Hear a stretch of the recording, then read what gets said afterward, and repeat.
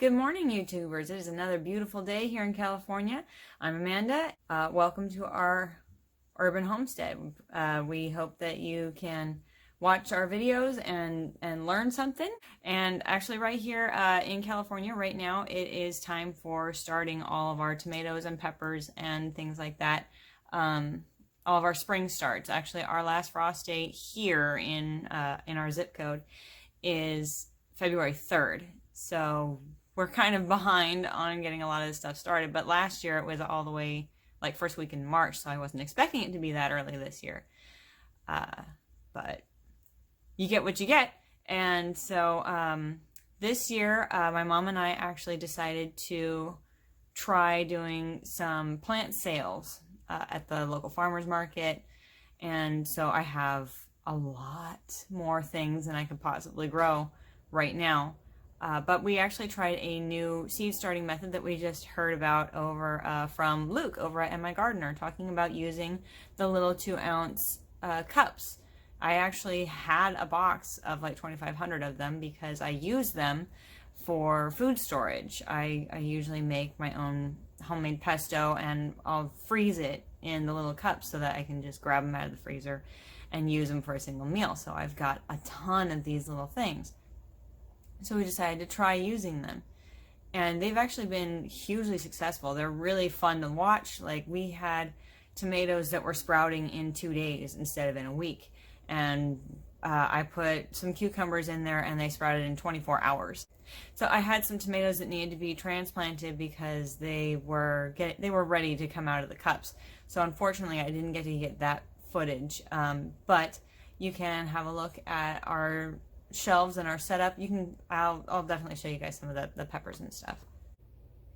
Okay, so pardon the lighting. I know that it's going to be kind of intense, but so this entire tray is all tomatoes, and I have it written down what varieties they are, but these all sprouted in these little 2-ounce cups, and they're all doing really well. Actually, I expected to have some losses, but so far haven't lost any.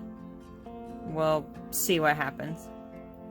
But over here next to the trays, I have these cups that just have a little bit of damp paper towel in them. So here I have one of the tomatoes that wasn't ready to be transplanted yet when I was doing all of its brothers and sisters.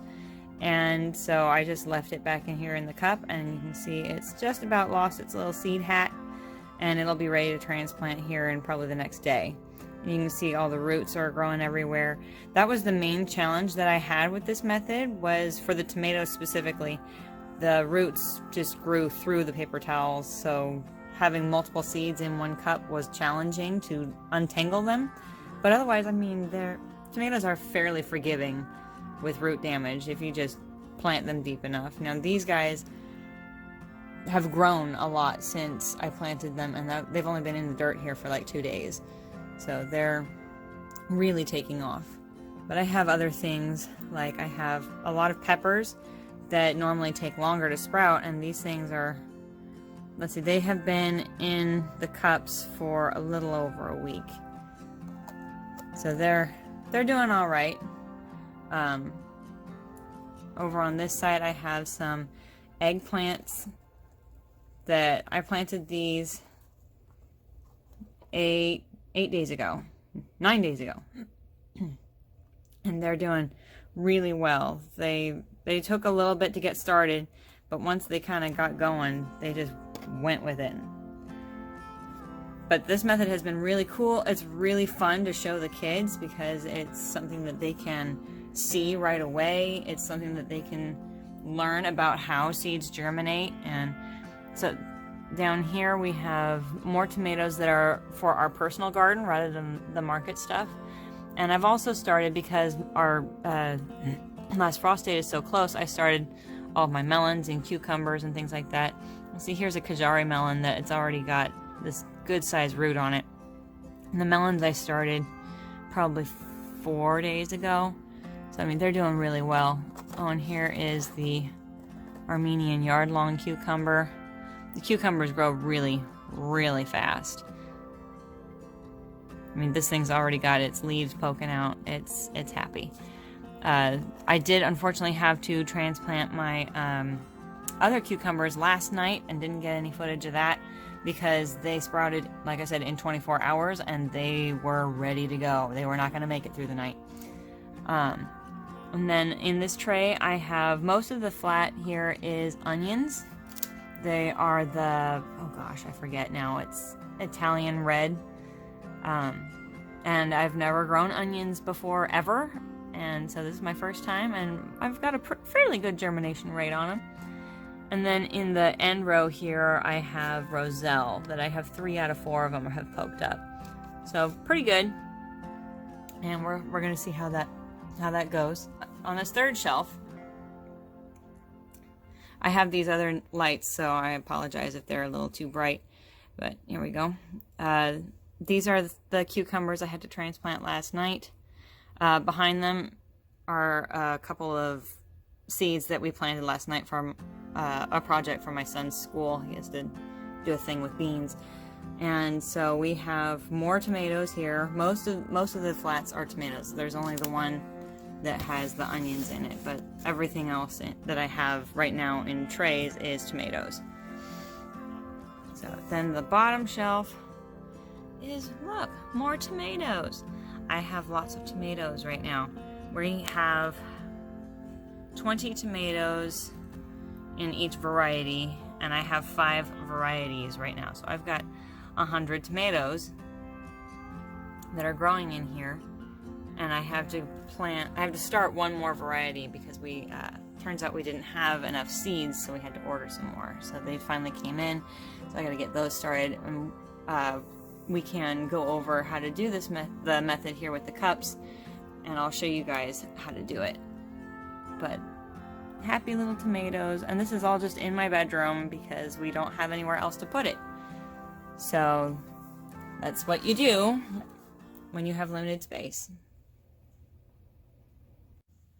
Okay, so I have all of our little seed starting supplies already gathered. I have 12 cups and I have 12 lids because that's all that I'm going to need today. I'm going to do 5 seeds in each cup.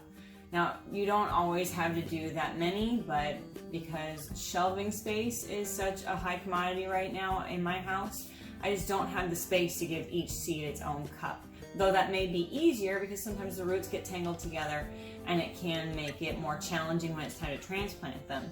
But if you've got really good eyesight to see those little roots, and if you have the fine motor skills to pick them apart, then you can totally do that too.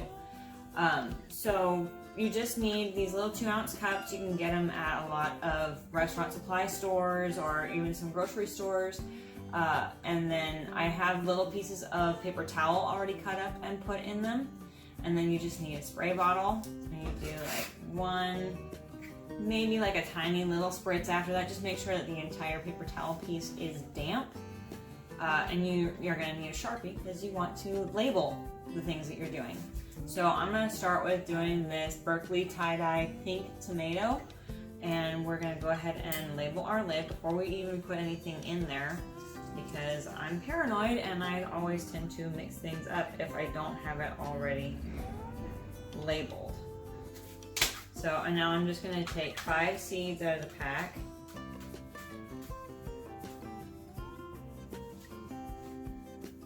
And just plop them on the paper towel, but they're not touching each other. You want to make sure that they have a little bit of space, and make sure that they are all on the paper towel and not on the plastic.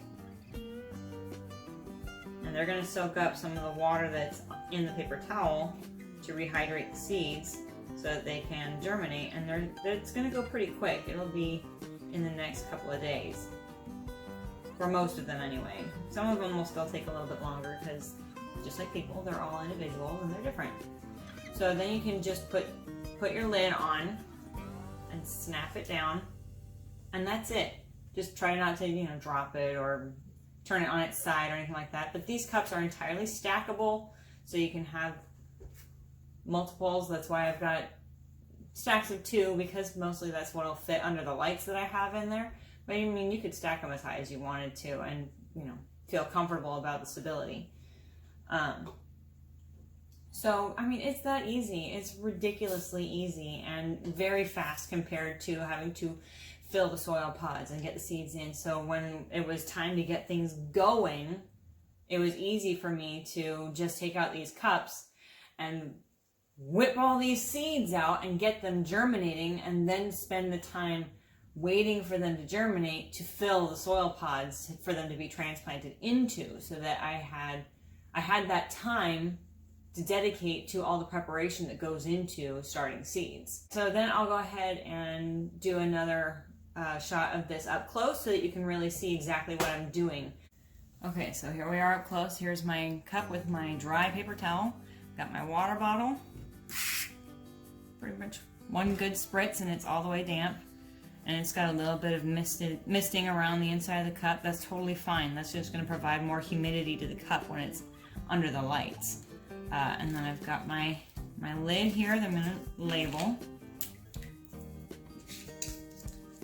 It's the Berkeley tie-dye. Okay, so that's labeled. We take our seed packet. Okay. So we want to get it down to 5 seeds. Let me drop one here on the lid. Alright, so now I've got my 5 tomato seeds in my hand, ready to go. And I've got my cup. So I can even just put the cup right here on my hand and just very carefully put the seeds on that paper towel so that they don't touch, but they're all in contact with the water on the paper towel. So they're all lined up in there. You can spread them out however far you want. And just put our lid on.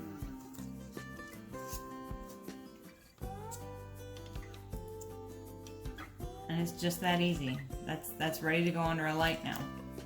And it's the same exact procedure for the peppers. I've got lemon drop and Phileas blue peppers, and we can go ahead and do one of those. So we've got paper towel, spritz. We'll do the lemon drop pepper. Pop that open.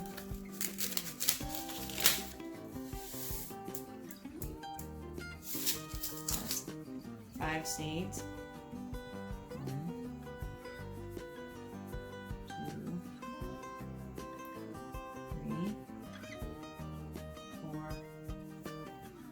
5. Don't forget to label, especially if you're having more than one variety of any one type of plant. So we've got lemon drop. Put that lid on, and just like that, I have 1/4 of all the lemon drop peppers that I'm planting, because I'm going to do 20 total. So I mean, it's really, really fast. It's really easy to do, and they germinate fairly quickly, and you can see exactly which ones are germinating and which ones are rotting and which ones are damaged. So you can determine earlier which ones you need to replace than if you start them all in soil. So that's the big benefit. I haven't yet transplanted any peppers from the cups, so I don't know yet how easy that is to do. None of them are quite ready yet, but they're going to be soon. I've got a couple that are they've come out of their little seed caps, and they have those little first leaves opening. So once those are done opening their leaves, then I'm going to go ahead and transplant them, and I'll let you guys know if it's significantly easier or more difficult. Like the tomatoes were a challenge because the roots were thin and they grew through the paper towels, which you can use a little pair of scissors and just cut the paper towel around it and just plant it with the paper towel through the roots. It's not going to hurt anything. The paper towel will break down and it'll be fine. It's just a tiny bit. It's not going to hurt anything. But when you have multiple seeds that are all tangled up and all their roots are tangled together, that gets a lot more challenging. So it was difficult. However, I did do the cucumbers, and those were much easier because the roots were a little bit thicker, a little bit stronger. So they were easy to remove from the paper towel and to transplant into the soil. So I think every seed is going to have its own personality, and every seed type is going to have its own challenges and advantages. But this new method of seed starting has been really fun. I'm a peeker, which is not the best thing, because when something hasn't come up from the soil yet, I get terribly curious and I peek to see if it even has a root. And it's not, I know that's not the best practice, but I can't help it. So this is the most satisfying way for a peeker to germinate the seeds. And I mean, it's not expensive at all. I mean, I don't honestly remember exactly how much it was that I paid for the boxes, but I had 2,500 of them. You don't have to buy them in that kind of bulk. But because I use them on a regular basis in the kitchen, for me it made sense to buy a large quantity. But you can buy smaller quantities, and I'll look into how much that costs, and I can get back to you guys on the cost of these little 2-ounce cups. But I know that they're not expensive. I think it was only like $10 or $15 to get the big box of like 2,500. So it's not going to break the bank, really, to do this method. So if you're worried about starting plants from seed versus from plant starts, because that is what a lot of people in the city do, is they go to their Home Depot, they go to Walmart, they go to whatever big box stores have the plant starts already there for them, because they think, well, I can't start things from seed because it's too expensive, because it takes too much space, because any number of reasons that they feel like they can't start things from seed. But you really can. It's really not that difficult. And seeds, if you think about the cost breakdown, let's see, this Phileas pepper, you're not going to find this plant start in the store. Maybe in a local nursery, maybe, but this came from Baker Creek. It's a variety that you're not going to see every day. And let's see, the seed packet has a minimum of 10 seeds for $2.75. And usually there's more in here than the minimum, because it says right here on the back what the minimum is and what the price that you paid for the seeds was. So it really kind of gives you an idea that if it's 10 seeds at $2.25, that's basically 27.5 cents per seed. I mean, that's kind of like a no-brainer, because you can get a plant start for, even if you get the plant start for $2.50, that's one plant for $2.50. Instead of, you can, if all of, let's say there's only 10 seeds in the packet, if you get 10 plants from 10 seeds, then that's awesome. You spent 27.5 cents per plant. And the only thing that you really have to consider when you're going to do things from seed is the time it takes to go from seed to transplant. And we can go into more in depth on that at another time. But it made sense for us. And I'm of the opinion that I want to grow things that I can't get at the grocery store for 78 cents a pound or whatever. So I like to grow things that I've never seen before, or that are brightly colored, or are known for their flavor, but they're not going to store as long. Because that is the only reason that the food that's in the grocery store is there, is that it will store for a long time. Those plants have been specifically grown for their storage life, not for their flavor, not for their nutritional value, only because they'll store long enough to ship from the farmer to the grocery store to the consumer. So I like to grow different kinds of things. I've got half a dozen different kinds of tomatoes that we're growing this year. Last year we grew, I think, 10 or 12. And we were up to our eyeballs in tomatoes, but they were good tomatoes. And so now I've become kind of a tomato snob, my husband calls it. But you get a little bit spoiled because you're eating such amazingly good food. But it's also like, why would I put in all of the effort and the resources into growing something that I can buy at the store for cheaper? And that's usually what a lot of people, at least here, kind of think about it. It's, Well, yeah, I can get a zucchini plant, but then I have to water it and take care of it and harvest it and go to the grocery store and get the same thing for 68 cents a pound in the summer. So it makes no sense to a lot of people to go to the effort of gardening, but they forget how therapeutic it can be, how awesome it is just to get out in a beautiful day and to do gardening and to have things growing. But if you make it interesting, then more people are interested in doing it. So if they can grow a celery that's pink or white, or they can grow an eggplant that has stripes on it, or a tomato that has stripes and colors, like it becomes more interesting and it becomes more fun. We have a neighbor down the street. I grew a pepper that was too hot for our family because we have 3 kids, so you can't really do a lot with really hot peppers. But a neighbor down the street absolutely loved them, so anytime I had a bunch that were ready to go, I would just walk them down to him, and he was overjoyed to get these little tiny hot peppers. So, I mean, growing a garden, it doesn't have to only be for you if you want to just grow something just for the sake of growing it. You can share that produce, and even if you're growing something that you do want to eat and it produces more than you need, you can share that with a friend or a neighbor or anything like that.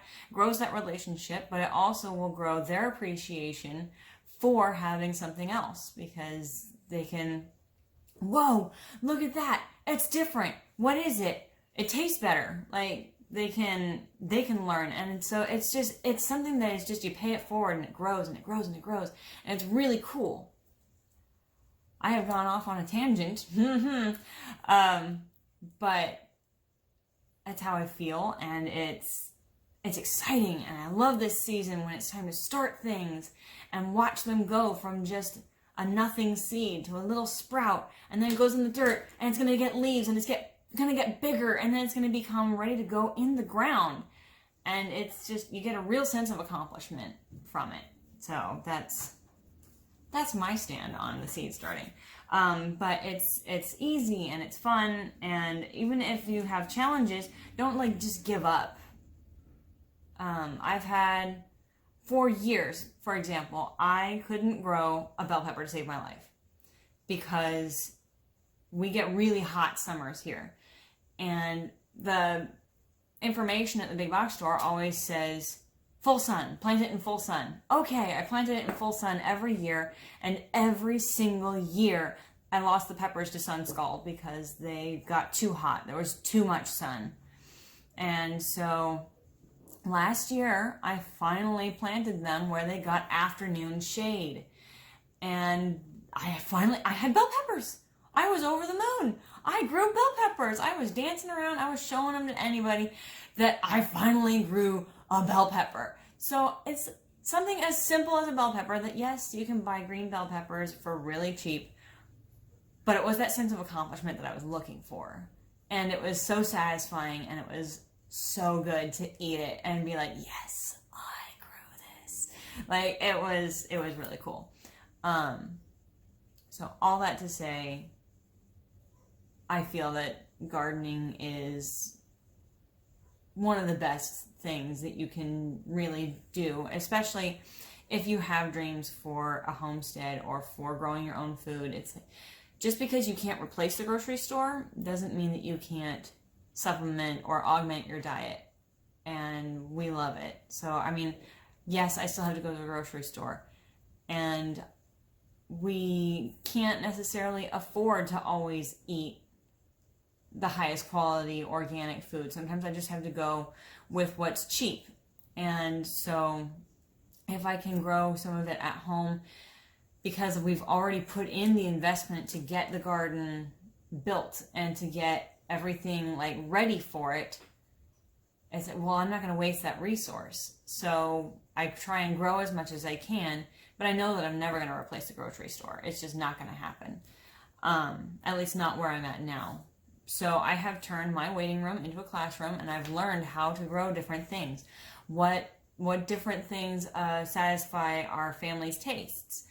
Because I have one kid who likes to grow tomatoes but doesn't like to eat them. I have another kid that fell in love with tomato sandwiches. I have another kid that likes to go out and just graze in the garden and eat anything leafy and green. So it's really fun to be able to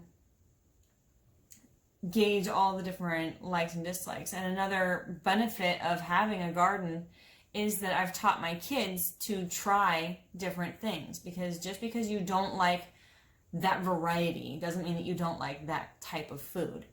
Because my kids didn't like tomatoes before, because they were always the store-bought tomatoes. They didn't like them very much.